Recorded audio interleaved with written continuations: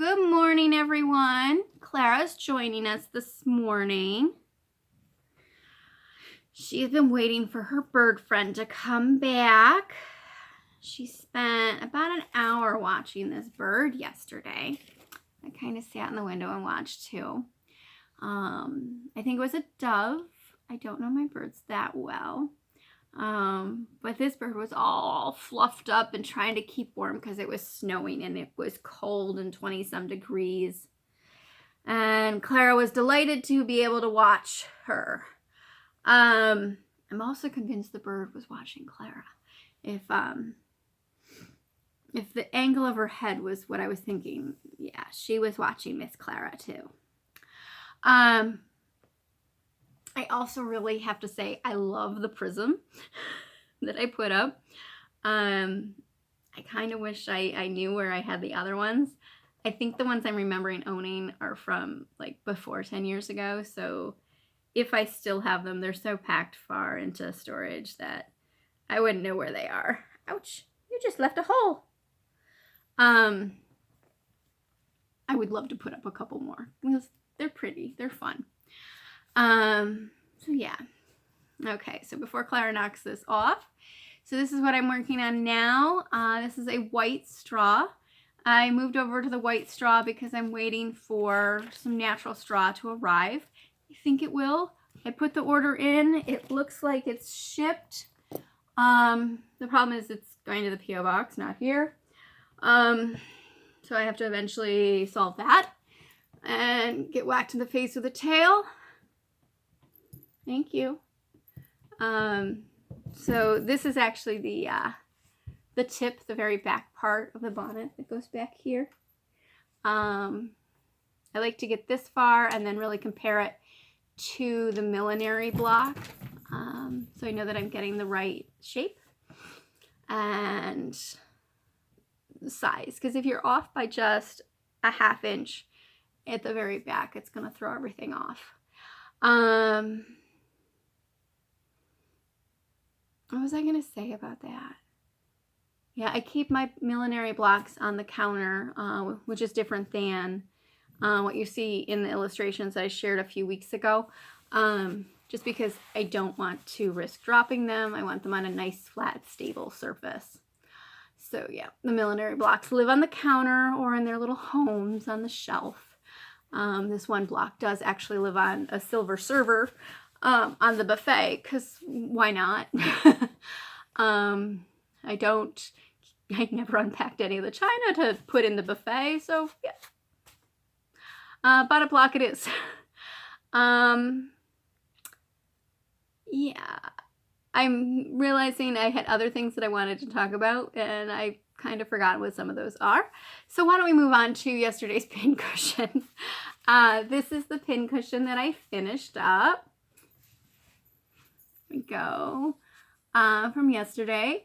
You're going to notice I did opt to squish in the top and the bottom. I really like the look of the stripes getting pushed in because you have that straight line, but then you have that really cool curve. I like that look. I really like how this came out. It's really cute. I got a little creative as I worked on this. As soon as I got the pinwheely part done, I was looking at it and realizing, oh, there's so many other things I could do with this. The first thought was to make a bunch of these hexagons in different cotton stripes up as a quilt. I think that would look really, really cool as a quilt. Different color stripes all over the piece. It would look really neat. Fun play with the eyes and movement. And then I realized, okay, I hope I can put this at the right angle for you to get the idea. This would make the coolest like foot cushion. Not small like this, but we're talking big like that. So like a foot cushion or a pillow cushion for on the couch. You could do it in silk, you could do it in upholstery fabric, you could do it in cotton, whatever you wish. Just big. And I think that would be really neat. I'll have to figure out some of the math on that. Because if you want to go for what? A 20-inch pillow, you're going to need 60, yeah, 60 inches long of a stripe, or if the stripes repeated, not quite as much. So you could actually go through a couple yards of fabric pretty quick making some pillows. And of course you need the back.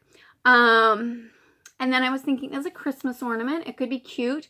You could do the front piece and then put it right on pasteboard with a back and then beat it if you wanted. It would make a really cute little ornament. And then let's see if you can see this one. I did a second one and I just put them on the table like that. And as I was walking away, I'm like, oh, I can make a Christmas tree. So imagine like 4 of these in gradual sizes done in greens. It would make the cutest Christmas tree. I think that would be fun. So yeah, one basic piece is kind of bursting into different ideas for me. So I have an idea, I have a inkling that I'm going to be playing with this for a while. All right, so this is the one that I did by hand. Okay, couple of notes on my sewing. This part here, I don't know if you can see this straight line. I tend to pull too tight when I do closures. I have to be more careful about that. What helps in correcting that is drawing a faint line on each side, so you're not pulling in too far as you're sewing. The line would become a guide. My very center was not as tight as I would have liked. What I did figure out, let's see here, this little guy's almost like a triangle. We'll pretend this is the center. I figured out if I fold the tip in, press that, and then mark a guideline on the back or a guide dot on the back. Here, let me show you how I folded that. And then mark, like I said, a guide on the back. That'll improve keeping that center neat. Yeah, so those would be the 2 caution points in making this. This one I decided to do on machine, just with the idea of making a whole bunch of hexagons. For a quilt idea, I wanted to see how it would go on a machine. And what I noticed, I hope you can see this. Let me hold it this way. I ended up with a longer seam running this way than the other ways, which I thought was interesting. Now, I think part of the issue is that I sewed 3 together and 3 together, and then I sewed along the length. So I don't know if I stretched things out a little bit or if I just did something. And I'm not even sure what the something is.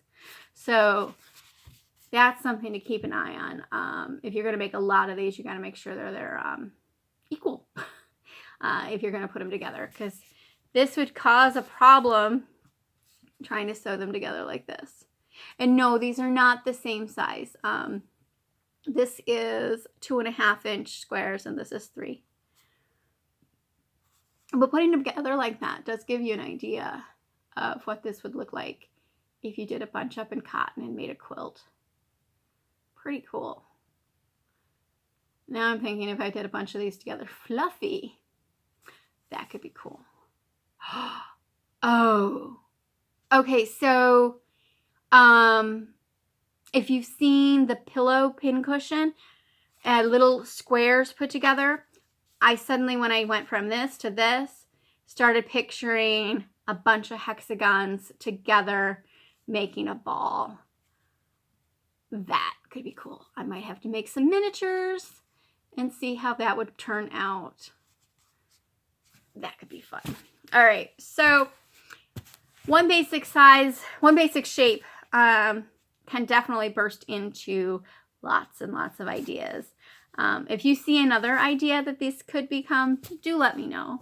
And even though this is based off of a 20th century piece, a mid-20th century piece, I hope you take a chance to explore the concept. I thought it was fun. All right, so for today, I'm going to be working on the white bonnet. I do need to get around to getting those petticoats on the doll. Let's see if I can get some of that done today. Otherwise, it's going to be another one of those days. All right. Enjoy, everyone. Bye-bye.